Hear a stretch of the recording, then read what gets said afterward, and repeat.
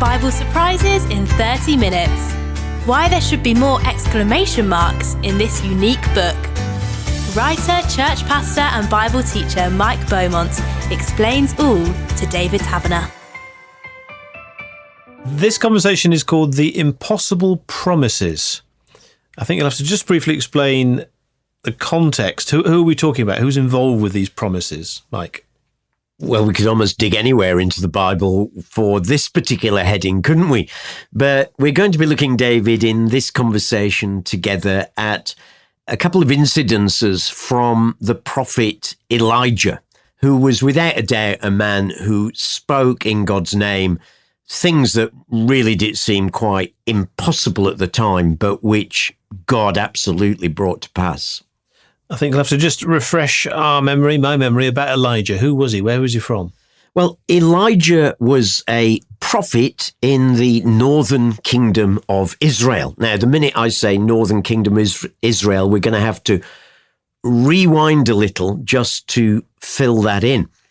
When King David died, he was succeeded by his son Solomon, who made Israel an incredibly great and powerful and wealthy nation. Sadly, Solomon sowed the seeds of the kingdom's destruction in a whole number of ways, not least by imposing taxes on his people, the greater burden of which fell on the 10 northern tribes.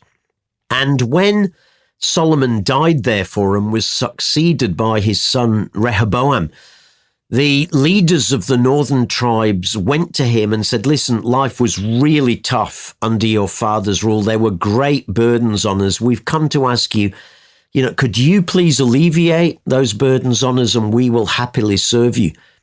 And Rehoboam consulted the elders who said, you know what? I think these people might have got a wise word here. You might be good to listen to them. But then he called all his young buck friends together and said, what do you think? And they basically said, come on, man, show them who's boss. And that's exactly what he did. He said to them, you might have thought my father's waist was thick, but my little finger is thicker. In other words, you ain't seen nothing yet. I'm going to make life worse for you. And so the 10 northern tribes said, well, in that case, we no longer want to be ruled by you. And they broke away, set up their own northern kingdom that from this point in the story will become known as Israel, while the southern tribes will be known as Judah. They set up their own king, a non-Davidic descendant by the name of Jeroboam, who'd simply been one of Solomon's military commanders. And over the coming years, the North will have one dynasty after another. There will be no succession in the way that there is in the South of purely Davidic rulers. And what we will see in the North is an incredible spiritual decline that Solomon really started sowing the seeds of. And we will see in particular the growth of Baal worship. And that comes to a height, particularly at the time of Elijah, under a king known as Ahab. So Elijah the prophet, he's in the northern kingdom. You've just said, spiritually speaking, things were not good. What kind of message is he bringing then? He is challenging them about who is the one true God. You see, the thing about Baal worship is, when we read our Bibles, we sometimes think, oh yeah, Baal worship, they had a few idols and God didn't like idols, did he? It was far more than that. Baal was a fertility god. He was a god whom it was believed controlled nature. He controlled the weather, fertility, the growth of the crops. And one of the ways that he did that was by having shrines and temples where they had priests and prophetesses who were worshippers of Baal, but who were temple prostitutes. And so you could go along to the shrine or the sanctuary or the temple and engage in sexual activity with one of Baal's prophets or his female consort, Asherah. And it was believed that by having sexual intercourse with one of his priests or prophets, you would encourage Baal in heaven to have intercourse with Asherah, and out of that, the fertility between them would flow down upon the earth, and the crops would grow and the rain would fall. So this is a complete clash of religion, philosophy, culture. This is about who controls the earth. And in the north, it wasn't that they had utterly rejected the living God. They hadn't rejected Yahweh. They wanted the best of both worlds. So they wanted a bit of worshipping Yahweh, but they also wanted a bit of worshipping Baal. Now, in light of what I've told you about what characterized his worship, one can see how Baal worship was very attractive to people who were not godly in their mindsets. Because basically it meant you could go to the temple, have sex there, and count that as your worship. So it was attractive, in inverted commas.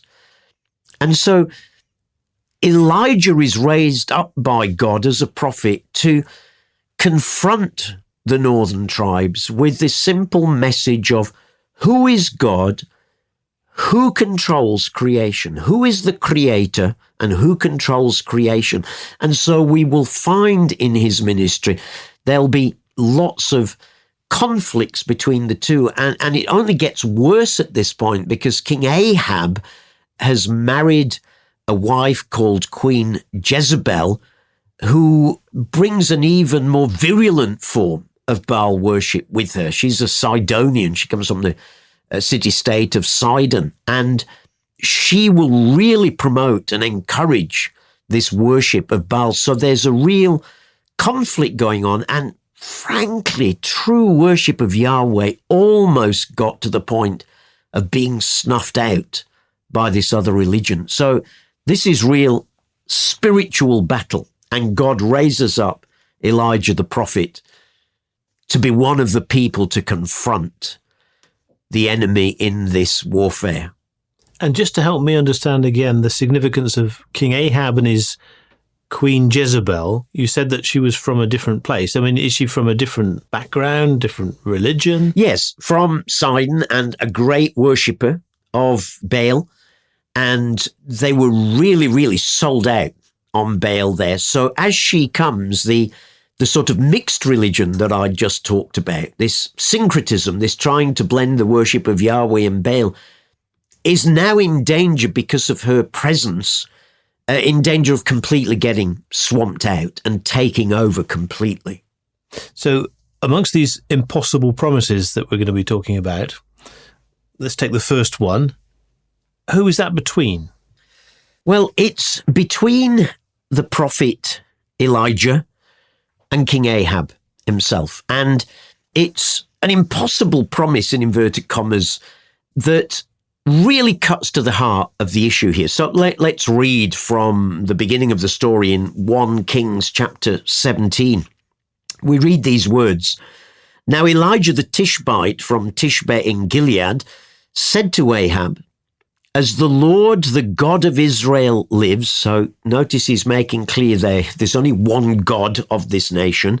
As the Lord, the God of Israel lives, whom I serve, there will be neither dew nor rain in the next few years, except at my word. Wow, that is an incredible, impossible promise, one would think, at a human level. There is going to be a total drought on the nation of Israel. And not just a lack of rain, there's not even going to be dew. They're not even going to get moisture from that. So, as one steps back and thinks, my goodness, I wonder what Elijah felt as he spoke that word out. Sometimes I think we say things and I think, oh my goodness, what did I say?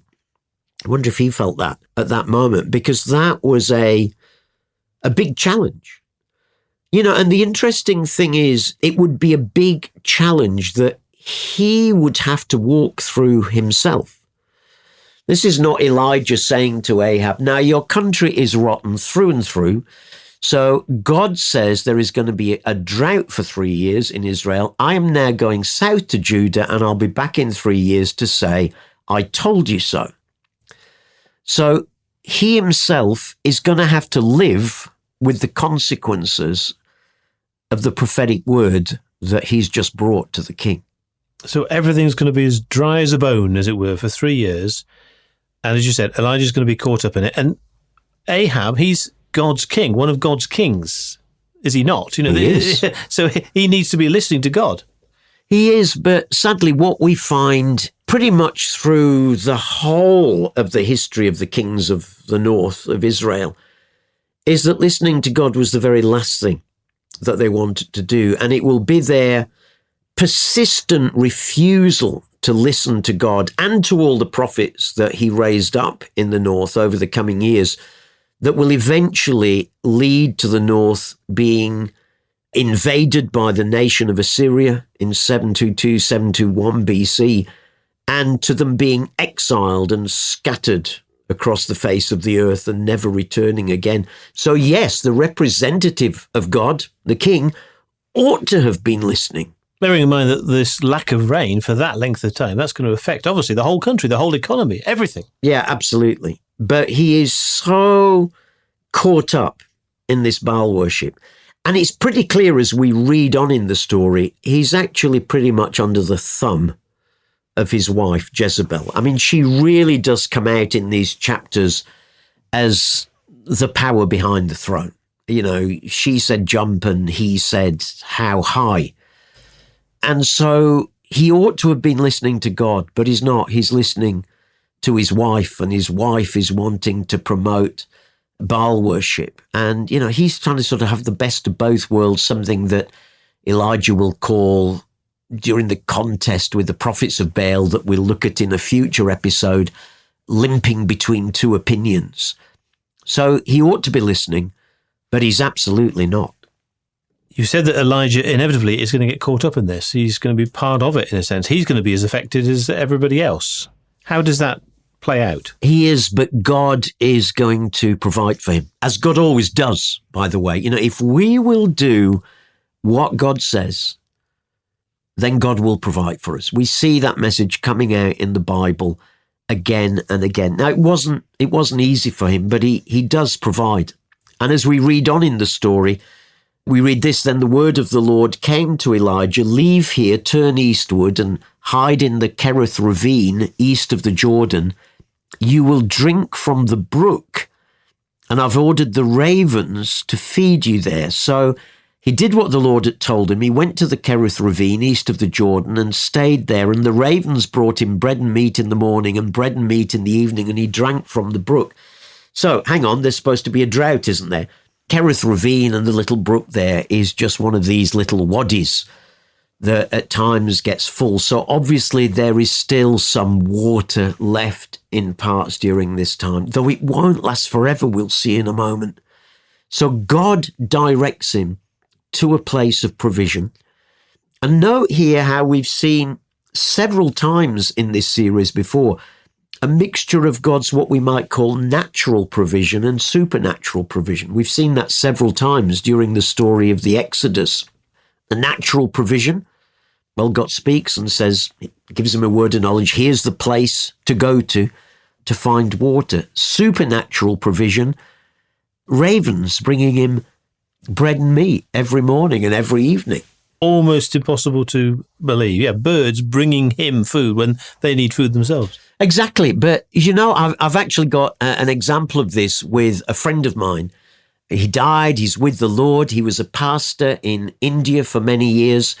He used to be a senior police officer, held a very significant position in a leading city in India. He was a drunk, an alcoholic. He used to beat his family.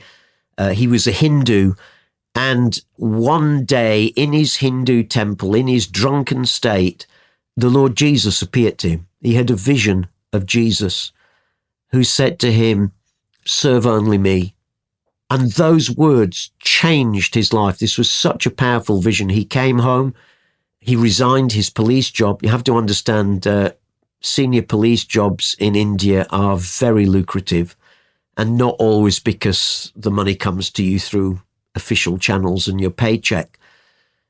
He gave that up because he felt God was calling him to be a pastor. And in those early years of being a pastor and an evangelist, he eventually ended up planting hundreds of churches and building some very large churches as well.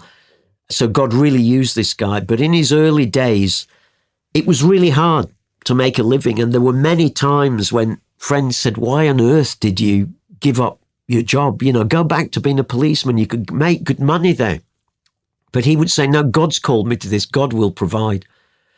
And I always remember him personally telling me this story as we sat having a meal together, that there was one day when he was sitting on the steps leading up to his house with his two sons, two younger sons at that time.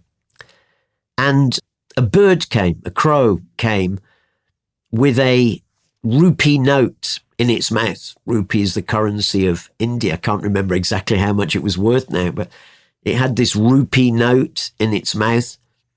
And his little boy said, Daddy, look, the bird's got some money in its mouth. It obviously picked it up somewhere in the street. Let me get a stone and throw it and kill the bird so that we can take the money and eat. And my friend John turned to his son and said, my son, if this is God's provision, the bird will bring the money to us. And he made his sons wait.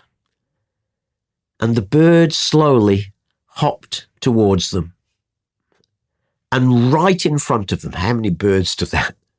Right in front of them, dropped the rupee note and flew away. And they picked it up. They went to the shop and they bought their food. And he taught his sons a powerful lesson that they never forgot. So, you know, when God makes impossible promises, God also makes impossible provision. There is no way that a bird would come to you and drop a note at your feet, and yet it did. There is no way that a bird would take the food that it itself needs and bring it to you, and yet it did for Elijah. So, you know, this is not an easy time for Elijah. Remember, I said that he had to go through this himself. You know, sometimes when we bring prophetic words, you know, we too have to go through what they are about. And he certainly did here. So, you know, he's on the run. He's hiding from the king. He's taking water from this brook as long as it lasts. Then there's provision. But we then go on and read in verse 7 that sometime later the brook dried up because there'd been no rain in Israel. So now he's facing another crisis and needs to see God make yet more impossible provision. He's God's mouthpiece in a sense. So he's already spoken to Ahab and pronounced what seems like an impossible promise. He's now living through that. How does he continue to speak out God's so-called impossible promises to others? Yeah, well, God redirects him again. You know, he's constantly listening for what God has, and it's out of responding to what God says to him next that the next impossible promise comes. So again, perhaps the best thing I can do is just to read the next bit of the story in 1 Kings 17. Sometime later, the brook dried up because there'd been no rain in the land. Then the word of the Lord came to him, go at once to Zarephath of Sidon and stay there. I've commanded a widow in that place to supply you with food. Oh, that's interesting. So God's already spoken to the widow. There'll be a man coming. I want you to care for him. So he went to Zarephath. And when he came to the town gate, a widow was there gathering sticks, and he called to her and asked, would you give me a little water in a jar so I may have a drink? And as she was going to get to it, he called her, bring me, please, a piece of bread. Surely as the Lord your God lives, she replied, I don't have any bread, only a handful of flour in a jar and a little oil in a jug. I'm gathering a few sticks to take home and make a meal for myself and my son, that we may eat it and die. So note, by the way, there's just her and a son. She's a widow. And Elijah said to her, don't be afraid. Go home and do as you've said. But first, make a small cake of bread for me, from what you have and bring it to me and then make something for yourself and your son. Crikey, that sounds a bit selfish, doesn't it, at first? But of course, what this is, it's a test of are you going to be prepared to put God first and trust him? Because remember, God had already spoken to her. Will she now do what God had said? And here's the impossible promise. For this is what the Lord, the God of Israel, says. The jar of flour will not be used up, and the jug of oil will not run dry until the day the Lord gives rain on the land. Wow. The jar of flour will not be used up, and the jug of oil will not run dry. So in other words, you'll keep putting your hand into the jar, and there'll be yet more there tomorrow. For 3 years. And there'll be more there tomorrow, and there'll be more there tomorrow. For 3 years. What an impossible promise. But as she does it, and notice as she does it, it's not like God says, oh, here are several hundred sacks of flour to keep you going. No, every day she's going to have to exercise faith in this promise. Every day she's going to have to believe as she takes that lid off the jar. Yeah, there it is again. It's still in there. So this is a whole faith walk for her for nearly 3 years. This impossible promise will prove to be true. And I guess her priority will be her son. She's a widow. She hasn't got any other support. Absolutely. How does a widow survive in that environment and in that society? Very hard, because Israel, like many cultures of that part of the world at that time, and still in many parts of the world today, is a great believer in extended family. So the thing to do if someone's husband died is you take them into your family. You know, if it's your sister's husband who has died, you take them in. They become part of extended family. So when someone has no one in this culture, that means there is no one else. It doesn't just mean a husband has died. It means there are no other relatives who can take you in to be part of the extended family. And so to be a widow was a place of incredible vulnerability, which is why both Old Testament and New Testament are very clear to say that widows are to be the subject of special care among God's people. So passages like Deuteronomy 24 and 1 Timothy 5 and James 1:27 are all places where God's people are called to take special care of widows. And actually those who oppress them are seen as bad as sorcerers and adulterers in Malachi's prophecy. The early church laid great stress on caring for widows and for orphans. And I think still today, you know, wherever anyone has no one, that ought to be a particular concern for us as Christians. So when it says in this story, the widow and her son, that means that's all there is. Her first priority, yes, would be to care for her, and he's clearly a young boy, or he'd be out there earning a living. So tremendous challenge she faces at this point, and a challenge that will get even worse as the story continues. So for almost 3 years then, she has to depend by faith on the provision of God. And is that how it works out? Yeah, absolutely. The text goes on to say, so there was food every day for Elijah and for the woman and her family. The jar of flour was not used up, and the jug of oil did not run dry, in keeping with the word of the Lord spoken by Elijah. Notice that, in keeping with the word of the Lord, not in keeping with the word of Elijah, but in keeping with the word of the Lord spoken by Elijah. The Lord here will be in capital letters in your English Bibles, because it's the word Yahweh, the living God, the one who is standing here against Baal. Baal is supposed to be the one who provides, but no, it's the Lord, it's the living God who provided for this widow every day through those 3 years. So 2 contrasting responses, presumably, to these 2 different promises from between Ahab and this widow. Very much so. Ahab, we'll see in the wider story, is a response of utter anger. How on earth dare you do this? Yeah, it's interesting. He's clearly afraid of Elijah. You know, his wife just wants him to kill the guy off, and he knows this guy is special. So there's rejection on the part of Ahab. There's reception on the part of this widow. So two utterly different contrasts here, reflecting who it was both of them were trusting in. And Ahab, as you said earlier, was married to somebody who wore the trousers. Absolutely. To use a modern phrase. And that influence over him was enormous. It coloured his ability to hear that God was speaking through Elijah.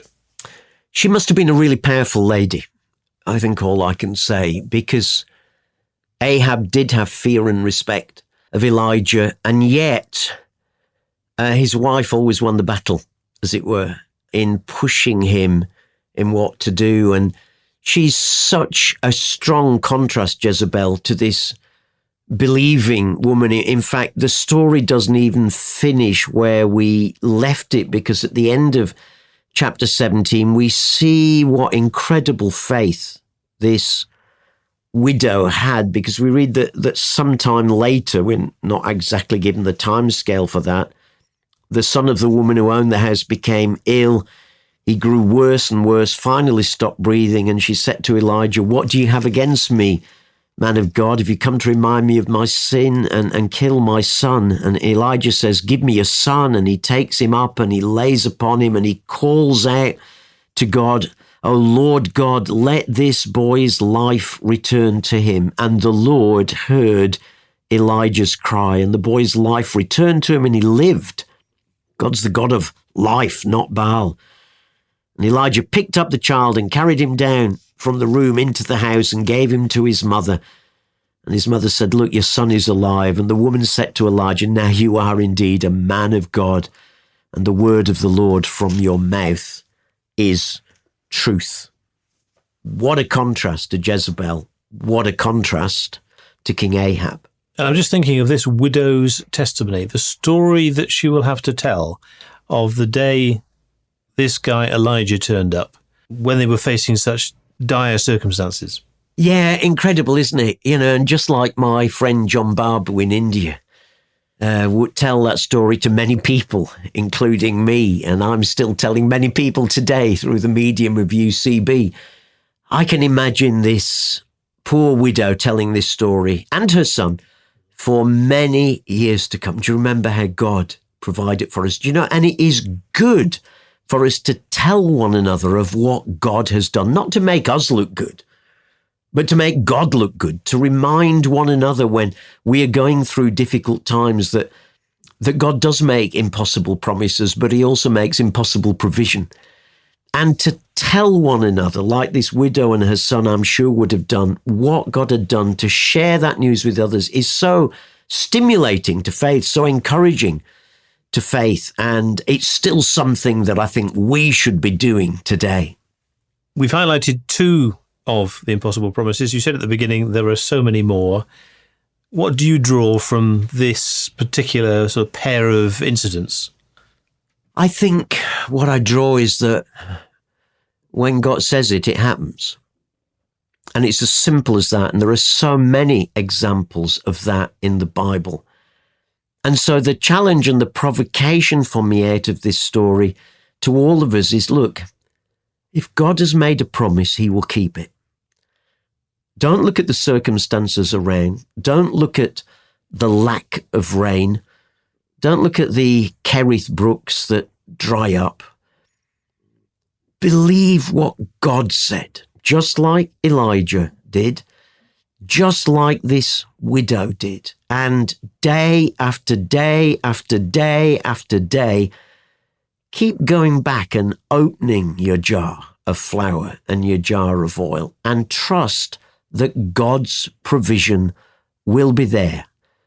Because if God has said it, God will do it. You've been listening to Mike Beaumont in conversation with David Taverner. Bible Surprises in 30 Minutes is a United Christian Broadcasters production. For more about UCB, go to ucb.co.uk.